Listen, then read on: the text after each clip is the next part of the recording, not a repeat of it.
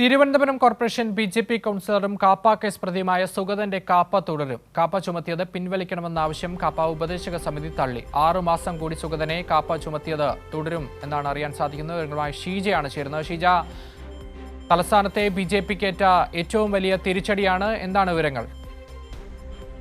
തീർച്ചയായും അക്ഷയ്, സുഗതനെ ഇതുമായി ബന്ധപ്പെട്ട് സുഗതനും തിരുവനന്തപുരത്തും ബി.ജെ.പിക്കും വലിയ തിരിച്ചടി തന്നെയാണ് ഇപ്പോൾ ഈ ഉപദേശക സമിതിയുടെ തീരുമാനത്തിൽ ഉണ്ടായിരിക്കുന്നത്. കാരണം ഈ കാപ്പ ചുമത്തിയത് ഒഴിവാക്കണമെന്ന് ആവശ്യപ്പെട്ടുകൊണ്ടായിരുന്നു കാപ്പ കേസ് പ്രതിയായിട്ടുള്ള വാഴോട്ടുകോണം കൗൺസിലർ സുഗതൻ കാപ്പ ഉപദേശക സമിതിയെ സമീപിച്ചിട്ടുണ്ടായിരുന്നത്. പക്ഷേ സുഗതന്റെ ആവശ്യം തള്ളുകയും 6 മാസം കൂടി കാപ്പ ചുമത്തിയത് തുടരും എന്നുള്ളതാണ് ഇപ്പോൾ ഉപദേശക സമിതിയുടെ തീരുമാനത്തിൽ പറയുന്നത്. അതുകൊണ്ട് തന്നെ ഈ 6 മാസവും തിരുവനന്തപുരം ജില്ലയിൽ പ്രവേശിക്കാൻ സാധിക്കില്ല എന്നുള്ളതും അതിൽ നിന്ന് വ്യക്തമാകുന്നു.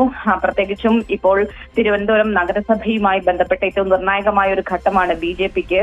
കാരണം അവരുടെ 19 കൗൺസിലർമാർക്ക് വീണ്ടും സത്യപ്രതിജ്ഞ ചെയ്യേണ്ടി വന്ന ഒരു സാഹചര്യം. അതിൽ 18 പേർ സത്യപ്രതിജ്ഞ ചെയ്തു.